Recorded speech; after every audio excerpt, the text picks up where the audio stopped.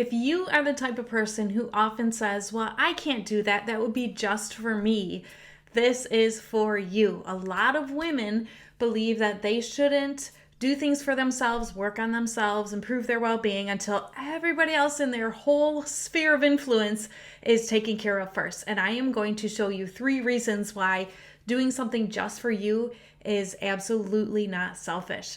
So very quickly, I'd like to introduce myself. My name is Kate Wood. I am an integrative health and wellness coach, and I love helping women overcome overwhelm, reduce their stress, and live full out amazing lives.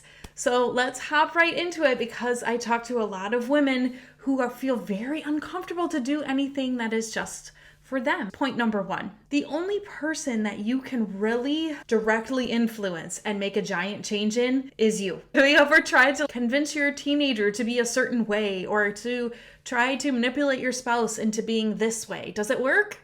No, it doesn't work at all. We definitely have some influence on their lives, but the only person who we have any control over or who we can make big changes to is in the mirror. And so that's one reason. If you're like, everything is falling apart around me, I feel like my house is going crazy, maybe your husband is going through a rough time, you've got some kids going through a rough time. It happens to all of us, but the only person who you can influence in that way is you. And even if you're like, well, everyone else is worse off than me, you're the one who can take the first steps and say, hey, they're not willing to get some coaching or read a book or whatever solution you decide to try. You're the only one that can do it. And if you start, often other people will follow. But a lot of times it's the mamas of the household who notice things are off first. Instead of looking at it as just for you, which I don't actually believe, think about, hey, I'm the starting point. It starts with me. The positive change, breaking of old patterns, it starts with me.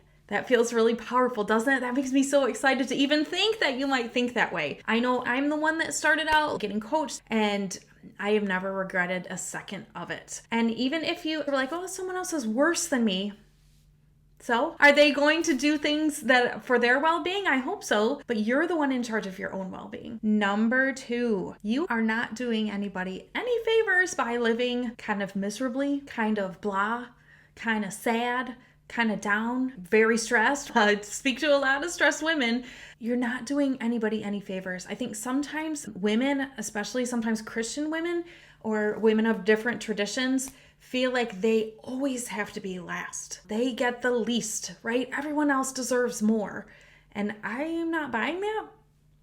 I'm just not. I don't believe that we are being righteous or holy by being sad or by not seeking out the help that we need. We all need support. We all need fresh ideas. And so I want to make sure that you're not living a martyry mindset. Everyone just depends on me. I don't even have time to think about myself. I don't want you to live blah. I don't want you to run into burnout. I think some women think they're really only good moms or good wives if they're on the verge of burnout. No. Are you kidding me? We're never our best when we're right on the edge of falling off the cliff into burnout, to anxiety and panic or depression. That's never a good place to be.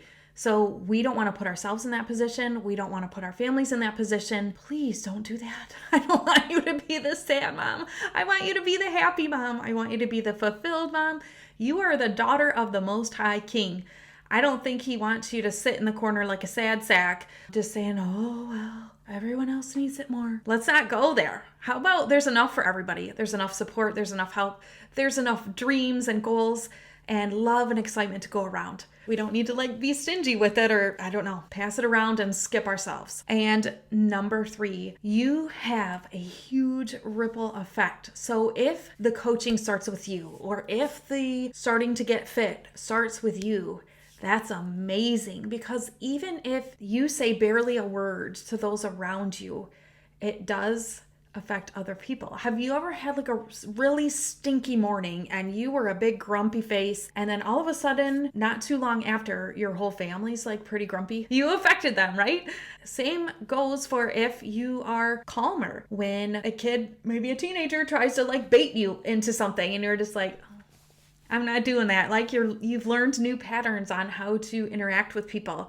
Maybe something happens or it's just a really busy day, but you're not reacting in stress.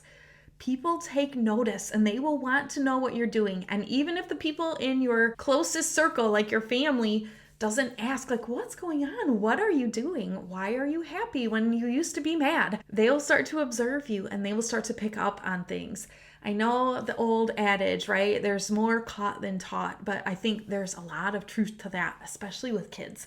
And so if it starts with you, amazing. You will have that ripple effect. Women have so much effect on their spouses, their kids, their community, their churches. It's amazing. So if you're thinking, oh, I don't want to do something that's just for me, like I kind of do, but I feel guilty about it. It's not just for you. It's never just for you. Whenever anybody comes for coaching with me, it never ends with them. Never, ever, ever, ever. It goes on to their friends, family. It has that big effect. So if you want the best for your family, you need to think about, I want the best for me too. I want to be in a good, healthy place. I want to be healthy mentally, physically, emotionally, and spiritually. Those things don't happen on accident. And it's not uncommon for us to just need a little help, to need some boost, to get some fresh ideas, new ways of thinking, so that we can feel different and act different. That is the beauty of coaching. That is the beauty of calling people onto your team to support you, whether it's a naturopath, a chiropractor, a coach. Call on people. Build yourself a team so that you can work on your well-being. It's not selfish. It's not just for you anyway, even if it starts out that way. And you're not doing anybody any favors by living below what you could be, below in the level of happiness that you could have, the level of health that you could have. And I believe that you can achieve those things, but often we just need someone who can come along and help us, not because we're weak or don't know what we're doing. It's just other people love to study this stuff. So why not fast track it by having someone who eats, sleeps, and breathes this stuff to help you fast forward to your results and make it easier and more fun. You are not selfish for working on just you, because it never just stops with you anyway.